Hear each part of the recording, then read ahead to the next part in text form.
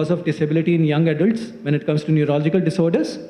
ساتھ میں اگر آپ دیکھیں تو پوری دنیا میں تقریباً 28 لاکھ افراد اس بیماری کا شکار ہیں تقریباً، اور یہ بیماری عام طور پہ خواتین میں زیادہ کامن ہے، اور لیکن وہ خواتین جو کہ اپنی ینگ ایج بریکٹ کے اندر ہوتی ہیں، یعنی کہ 20 سے لے کے 40 کے اندر، مین ایج آپ یہ سمجھ لیں کہ 30 سال کی خواتین کے اندر یہ بیماری عام طور پہ پائی جاتی ہے. تو آپ یہ سوچیں کہ جس قسم کے مریض اس بیماری کے اندر مبتلا ہوں گے تو وہ صرف مریض کی بات نہیں ہے، اس کی پوری فیملی، اس کے نتائج جو ہیں وہ health care burden, health care system اپنی جگہ، لیکن جو اوور آل سوسائٹی کو اس کا برڈن فیس کرنا پڑتا ہے وہ بھی ہیوج ہے، کیونکہ یہ کوئی ایلڈرلی پاپولیشن کے اندر نہیں بلکہ ینگ ایڈلٹس کے اندر ہو رہی ہے. تقریباً دنیا کے اندر ہر 3000 میں سے ایک فرد اس بیماری کا شکار ہے، اور جن جگہوں پہ بیماری زیادہ پریولنٹ ہے وہاں پہ اس حد تک ہے کہ ہر 300 میں سے ایک فرد اس کے اندر ہے. جو میں یہ اسٹیٹسٹکس بتا رہا ہوں اس میں آپ یہ سوچیں گے کہ پاکستان میں کیا ہے، تو پاکستان میں کیونکہ کوئی رجسٹری نیشنل لیول پہ اس طرح کی نہیں ہے کہ ہم اس کو آفیشیل نمبر کوٹ کر سکیں، لہٰذا ایک تخمینہ لگایا جاتا ہے، ایک اندازاً 10,000 پیشنٹس ہمارے ملک میں اس وقت موجود ہوں گے، یہ ایک اندازہ ہے. لیکن آپ اس کے ساتھ یہ بھی ایک نیڈ کو دیکھ سکتے ہیں کہ ہمارے ملک میں رجسٹری یعنی کہ ہمارے ڈیٹا بیس کی بھی بہت زیادہ ضرورت ہے اس کے اندر. تو یہ ملٹیپل سکلروسس کا تو نام آپ نے لیا جس کا شارٹ MS ہے، لیکن میرے خیال میں اس کے ساتھ ایک اور نام بھی آپ لگا لیں جس کو کہتے ہیں NMO. یہ دونوں بیماریاں ہیں جو کہ آپس میں ہم سسٹرز بیماری کہہ سکتے ہیں، کیونکہ پاکستان کے اندر آج سے 20-25 سال پہلے جب اتنی اس کے بارے میں ہم لوگ نہیں سمجھتے تھے، ڈاکٹرز بھی، عوام الناس بھی، کہ MS ہو سکتی ہے پاکستان میں، تو ہمارا 20-25 سال کا تجربہ یہی بتاتا ہے کہ آہستہ آہستہ اندازہ ہو کہ پاکستان میں بھی اتنی ہی کامن ہے جتنی شروع میں سمجھتے تھے کہ شاید یہ یورپین لوگوں کی یا جو گورے لوگ ہیں ان کی یہ بیماری ہے. لیکن نہیں، پاکستان کے اندر بھی ہمیں یہ احساس ہوا کہ MS جو ہے اس کے بہت مریض ہیں، جیسے ابھی بات ہوئی کہ، اور یہ سب سے زیادہ جوان لوگوں پہ حملہ کرتی ہے. لیکن MS کے ساتھ ساتھ جو میں نے دوسرا نام لیا NMO، جو اس کی ایک سسٹر بیماری ہے، وہ بھی اتنی ہی کامن ہے اور اتنی ہی معذور کرنے والی بیماری ہے. اچھا، اس میں جو سب سے ضروری بات یہ ہے کہ یہ اس کی ارلی ڈائگنوسس یعنی کہ تشخیص جتنی جلدی ہو جائے اتنا ہم معذوری کو بچا سکتے ہیں. اور تشخیص جلدی کرنے میں 2 چیزیں سب سے ضروری ہوتی ہیں.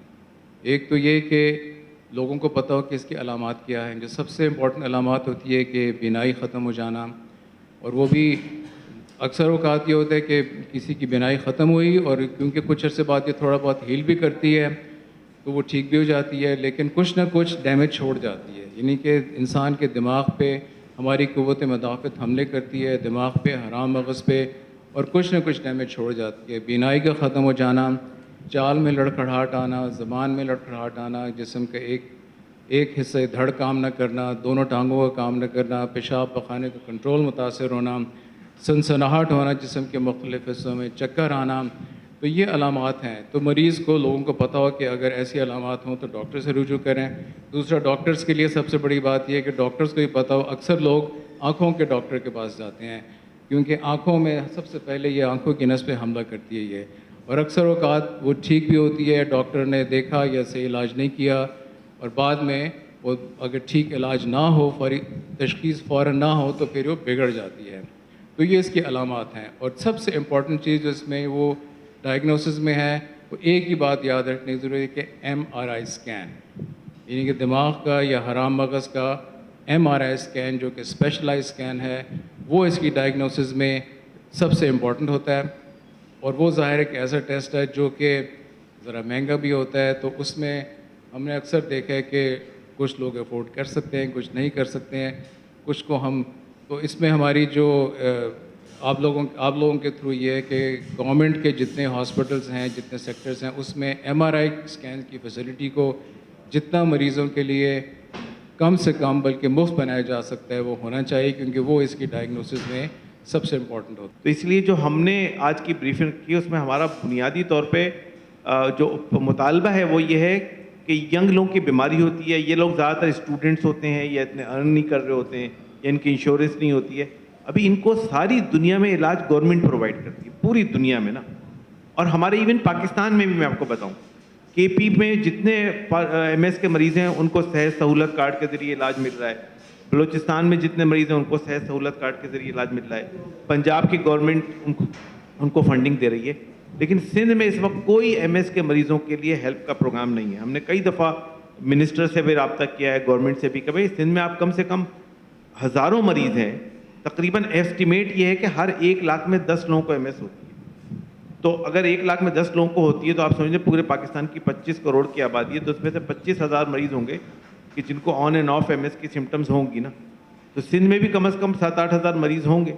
لیکن گورنمنٹ, ہم نے کہا چلو آپ 100 مریضوں کو علاج دے دیں, کم سے کم کہ 100 مریضوں کو گورنمنٹ دے دے علاج, تو کم سے کم یہ ہوگا کہ ایک گورنمنٹ ہسپتالوں میں مریضوں کو فری علاج ملنا شروع ہو جائے گا.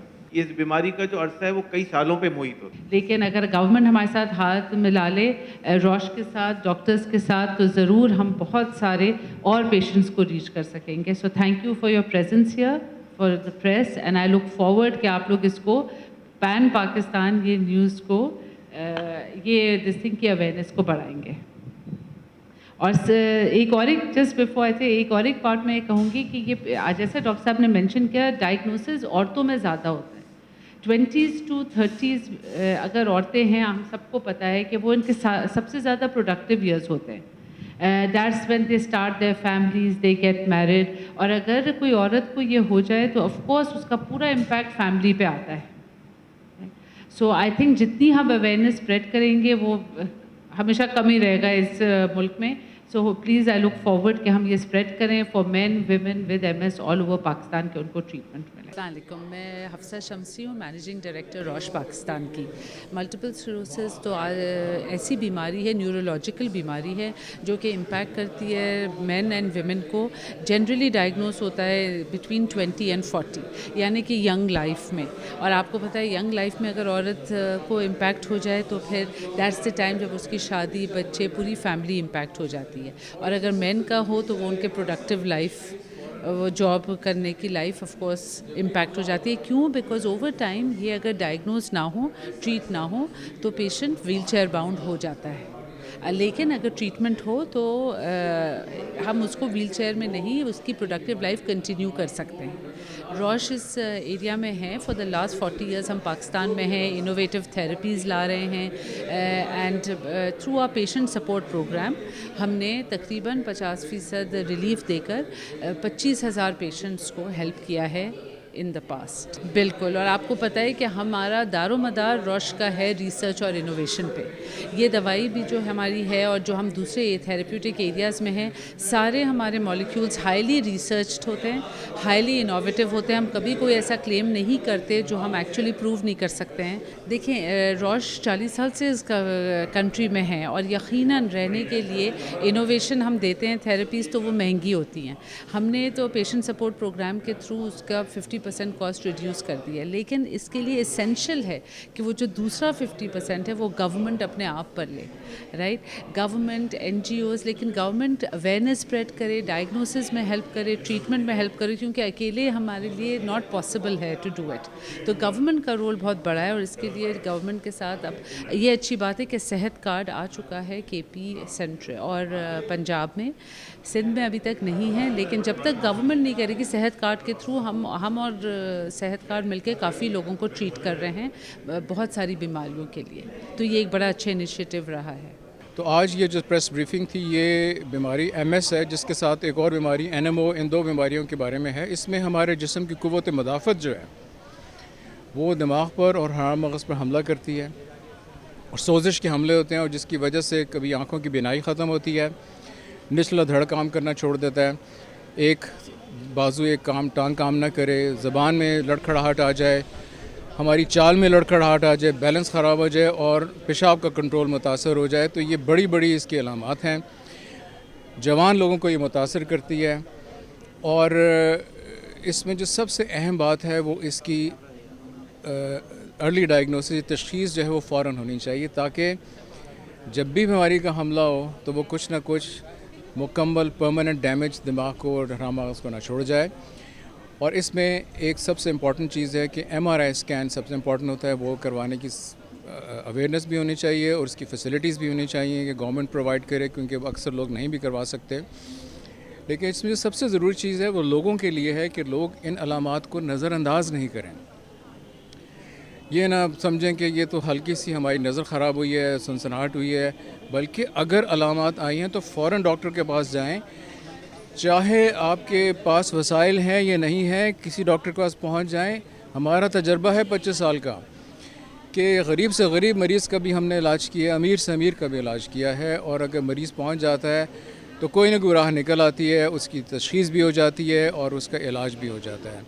چونکہ یہ جوان لوگوں پہ حملہ کرتی ہے یہ بیماری، تو جوان لوگوں کی ساری زندگی سامنے ہوتی ہے، ان کے گھر والے ہوتے ہیں، تو ہمارا یہی میسج ہے کہ اس کی علامات ہوں تو نظر انداز نہ کریں، ڈاکٹر کے پاس جائیں، فوراً ارلی تشخیص کروائیں، اور پھر اس کا علاج کوئی نہ کوئی ہم ارینج کر ہی لیتے ہیں۔